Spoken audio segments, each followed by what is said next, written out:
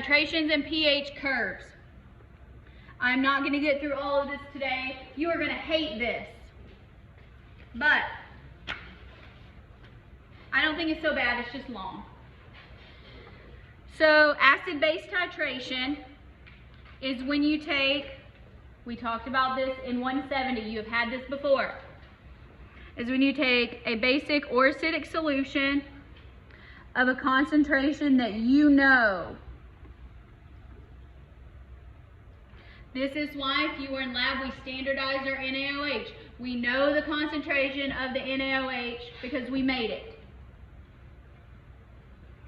All right, and it's going to react with, the base is going to react with the acid is going to react with the base of unknown concentration.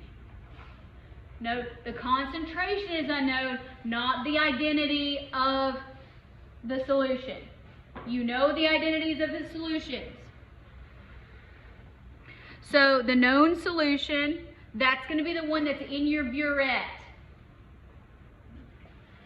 So you are going to add it slowly. Do not open your burette all the way and let it run. That is how you end up with hot pink.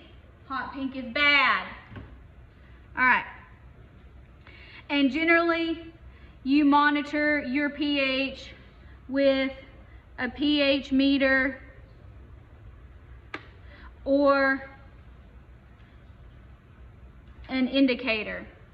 And when I come back tomorrow, I have a chart of some indicators. We'll talk more about them later. But an indicator is always an organic acid, and the color of this weak organic acid has a different color than its conjugate base. So you look for a color change. The most common one we use is phenolphthalein. Phenolphthalein is an organic acid that is clear. When you use it and to titrate acids, you're adding base to them. Once you add enough base, you turn the phenolphthalein into its conjugate base, which is pink. So, but we don't always use phenolphthalein. We have lots of different choices. That's also a really fun question to use on a test, because you can choosing an effective indicator because they're different colors. So I'll bring you the chart. I love pretty colors. That's why I like titrating. That's why I like doing qualitative analysis. I love pretty colors. I like organic lab when you get to make things that smell good. So I like aromatic compounds as well.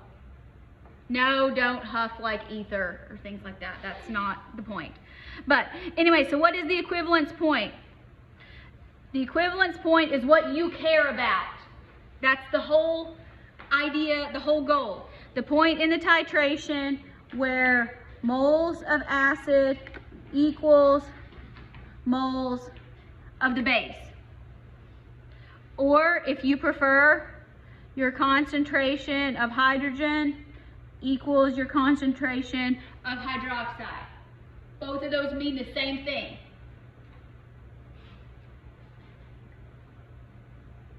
Now, we tend to do our titrations in the lab to the endpoint.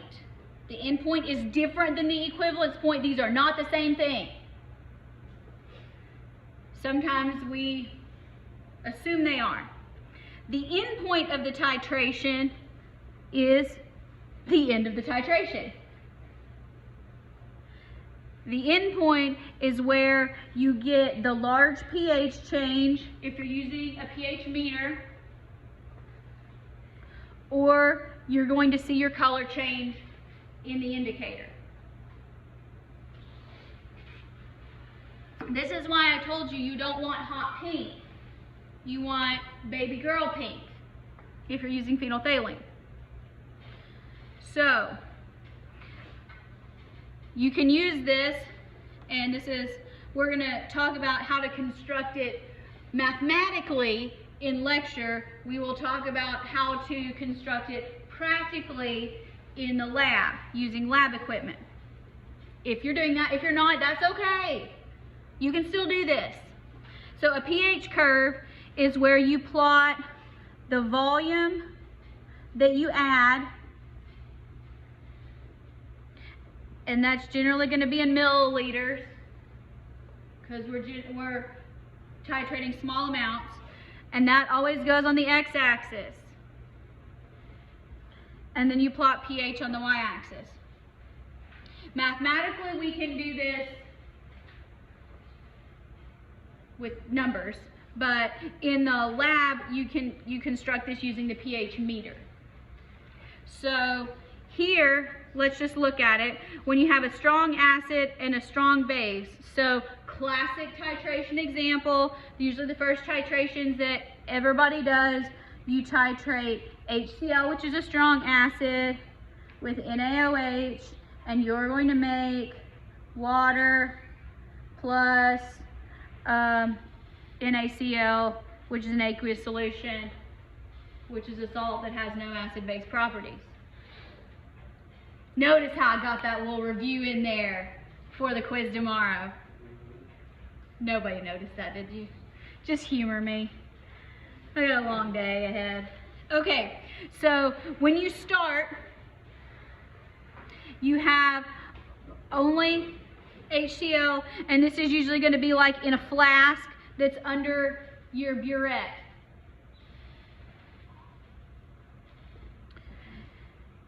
Your sodium hydroxide, that's going to be in your burette. That's what you're adding, drop by drop, milliliter by milliliter. We are measuring the pH that is in the flask.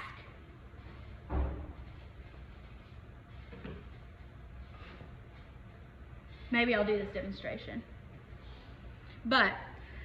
And so when you start out and you have only hydrochloric acid, this must be 0.1 molar hydrochloric acid.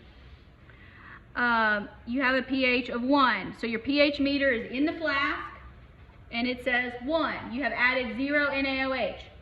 As you start adding NaOH, your pH is going to start creeping up little by little, and then all of a sudden, once you get to around here, pH of, what's that, not quite 3, a little bit over 2, you suddenly go from pH 2.5-ish all the way up to, let's just say like 11. Do we agree that going from 2 to 11 is a large pH change? We do. Great. You're going to see that because your flask plus your indicator is then going to turn pink.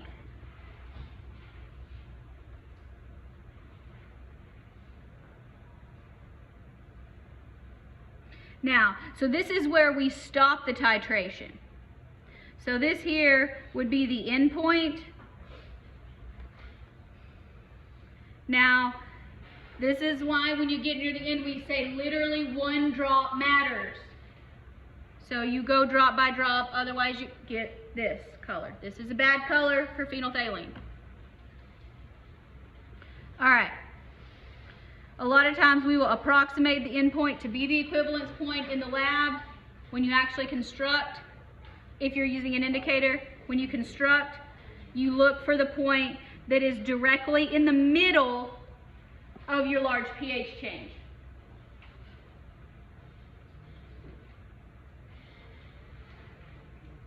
We're going to be making several of these graphs.